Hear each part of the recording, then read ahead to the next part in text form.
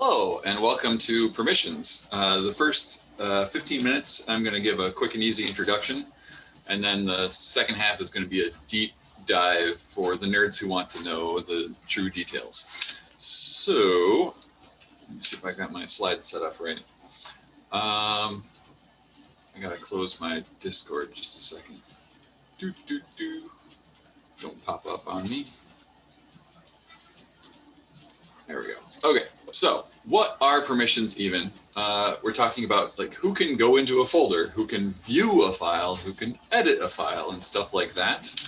But specifically, what are we talking about? We're talking about the study drive, as you might be familiar with, hosted by Brain Imaging. This applies more to the world of Linux and Unix permissions. We're not going to talk about Windows ACLs or anything like that. But we are going to talk about how you can view some of the permissions from Mac or Windows via the network shares without having to know all the super nerd stuff. So one thing that you can do is you can view permissions on Sonora by right-clicking on a file or a folder, going to Properties and then the Security tab. Note that I said viewing only. If you try to edit stuff via Sonora, it lets you, but I don't really know what's happening behind the scenes with Samba and NFS. So just viewing. A simple file on the security tab will look like, it'll show you the object name. It'll show you three things only, always. It will show you everyone. It will show you the owner of the file and the group of the file. And these are kind of the three Linux things. The owner is the person who created the file. The group is usually the default group of the person who created the file, but in studies, it's often the studies group because of a technical thing we won't get into. And if you scroll down, you'll see that when you select a thing like everyone, you can see, oh, everyone has read access, check. And they can't write to the file or anything.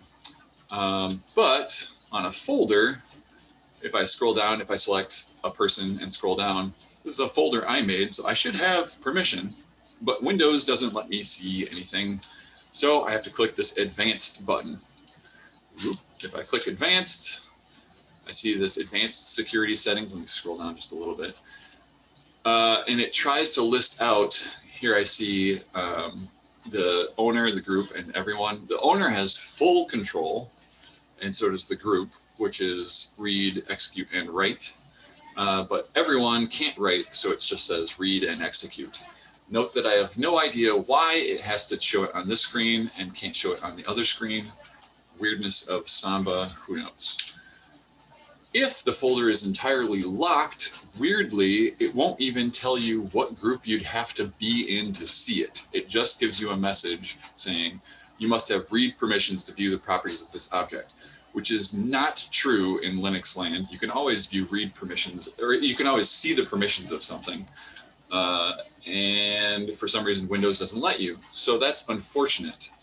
If you're ever dealing with a locked folder, a lot of times studies have specific groups for specific locked folders, and we'll talk about that in a little bit. And there's ways to see in the wiki. If you're on a Mac, you can just hit the Command I key to get info and scroll down to the bottom and expand sharing and permissions. That looks like this. If I go to a locked folder I don't have access to in Afghan, the payments folder, and I scroll down, it will show me that system has read and write, which is weird. I don't know what that means, but it will show me the name of the group that I need to be in to read and write it. Unfortunately, you have to hover over it, and I can't do that in this screenshot. But it'll tell you the group name, so then you can go to your study admin and say, hey, I need to access this folder, please add me to X group. So who can change that group membership? That's stored inside Jarvis, and it can be changed by any study admin. And some studies have multiple subgroups for locking different folders down, and you can see breakdowns of those groups at the bottom of study pages. So for some reason, I don't have a wiki cookie.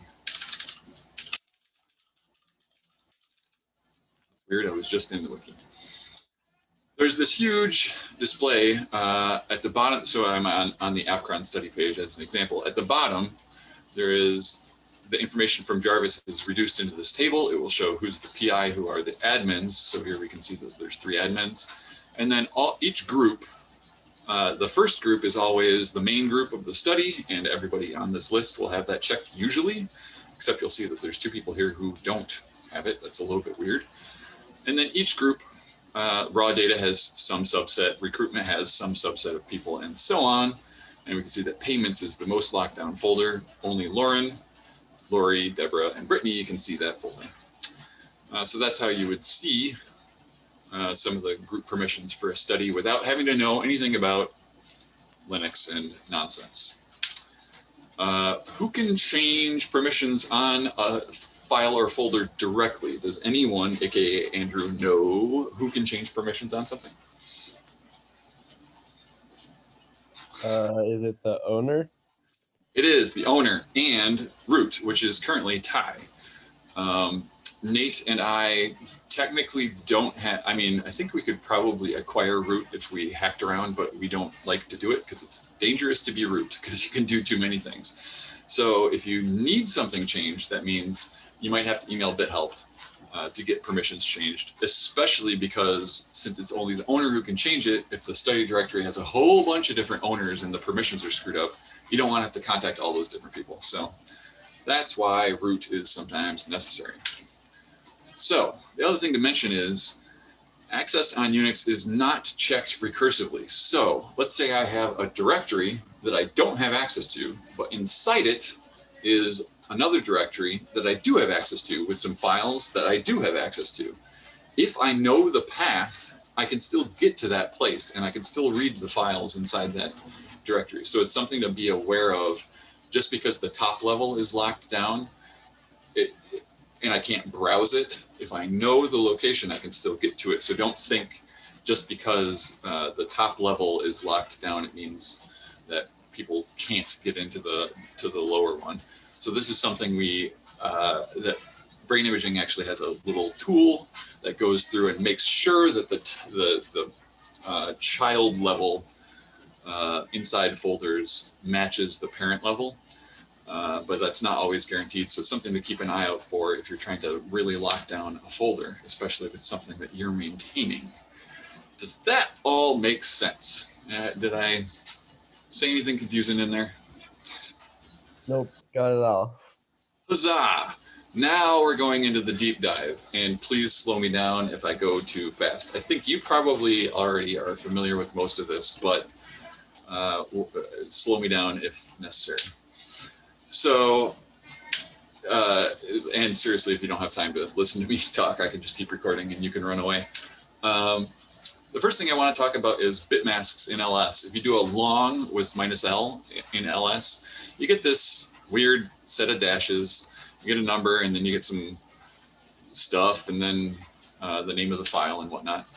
The number is the link count on a file. So if you have a symlink to it, the number would go up to 2. And if you have more than one symlink to it, you could have references to that file elsewhere. That's the only thing that means, and you probably don't usually need to worry about that. But that number is also kind of handy if you are listing a directory. You get to see how many things are inside it. I think I said number of directories. I think it's actually number of links inside it. So it's both files and directories inside it, but I'm not 100% sure on that. Anyway, past that number, you'll see the owner, the name of the owner, and that'll be their Unix account name, and the group. So each file is owned by a specific group, and it can only be owned by one group and one owner. Subsystems like Mac and Windows let permissions have ACLs that have more than one group involved, and then each group gets a different subset of permissions. That's not possible in Linux land without some additional glue that we don't need to get into right now. So these permissions over here are for the user, the group, and the other people. So what does it actually mean? The first dash will show up as D for directory and L for links, but it's just a dash for files. And then the rest of it are the important bits. The first 3 dashes, I kind of ignore this dash. The first 3 are read, write, and execute for owner. So if it says R, that means the owner can read the file. Why would you want to make a file that's not readable by you? I don't know. There might be some weird case where you want only a writable file. So the owner of this file can do anything to it. The next three after that are the group. So the group can read and execute this file, but they cannot write to it. And then the following three are the read, write, and execute for other people who aren't in the group or aren't the owner. And if they're just dashes, that means they can't do anything to this file. They won't be able to see it. They won't be able to write to it or execute it.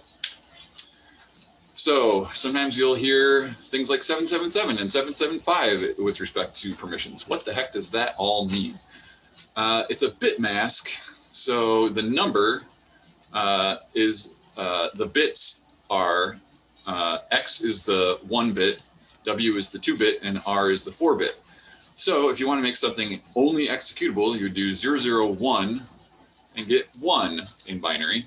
If you wanted to make something readable and executable, you would add 4. And no, I did this wrong. My slide is wrong. This should be 110 to get 6. 101 is actually 5. Incorrect slide. And if you want to give all permissions, that would be all the bits on, which is 7.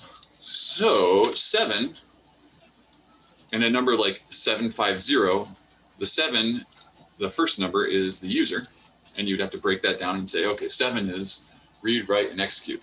5 is the next number would be the group, and you'd break that down and say, here, I got it right. It's just read and execute for the group. And the 0 means that the third digit is the world or other permission. And in this case, 0 breaks down easily to 0. There is no access for the world. So it's a little bit weird. If you haven't used Unix a lot, you might not want to remember chmod 775 on something.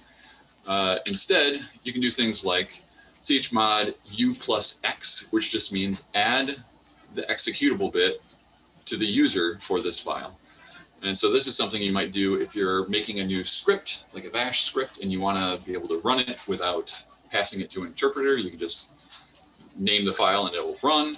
You would do chmod u plus x on that file. It would add, and it wouldn't necessarily change any of the other bits. It's only setting that executable bit, which, if you remember, is the 1 bit in the first chunk of the bitmask. And you can also do things like chmod a plus x, which means user group and other people are all going to be able to execute whatever you're chmodding. And you can also do something like chmod o minus rwx, which means make the other people, the non-owner and group, not readable, writable, or executable. It's a little bit weird because O stands for other in this context, not owner, and U stands for the owner of the file. Special permissions. So there's some other funky, fancy things that you will see sometimes in your ls-al. You'll see S's, and those are additional bits.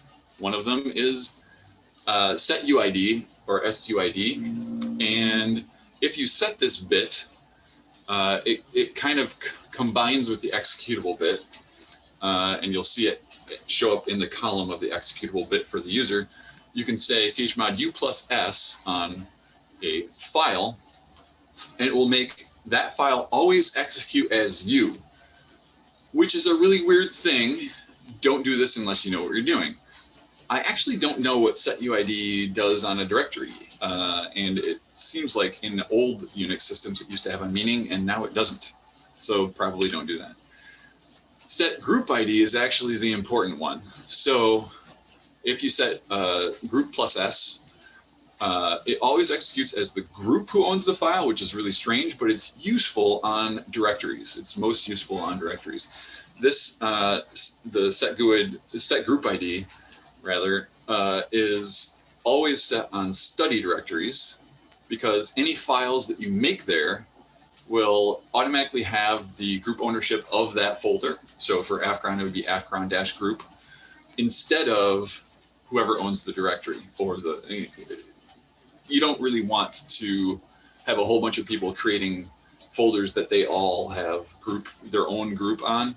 We want to make sure that the study group is the default of things created inside the study, or like the raw data group is the default of things created inside raw data. So for that, we use the set GID or group ID. I actually don't know what the correct pronunciation of the set group ID bit is.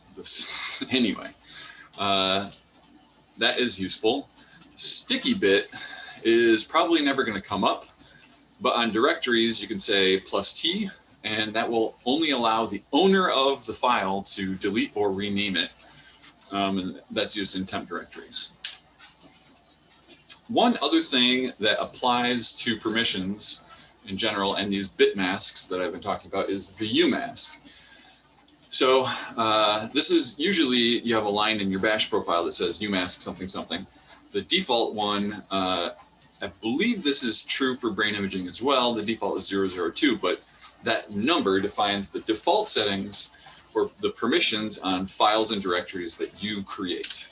So the default permissions on Linux for a folder are 777, and on a file it's 666. So that means the file isn't executable by default, but it's readable and writable by you, the group, and the world. Umask is actually subtracted from those defaults of 777 and 666. So with the default Umask of 002, that means folders get 777 minus 002 is 775, meaning that the people other than you and the group can't write to it. So it still lets people go into folders, but it won't let them write to it unless they're in the group. And files get 664. Nobody can execute the file, but other people also can't write to it. So it's kind of, the default Umask is just making it so that if you're not in the group and you're not the owner, you can't write to the thing. You could, for example, change the Umask to 007, and that would make folders and files just not visible to anybody not in the group. I would not recommend doing that unless you really know what you're doing. It's just useful to know Umask for it, if there's ever a time when you want to make a bunch of new folders and files with a slightly different permission set. That is the end of my permissions whirlwind. Any questions?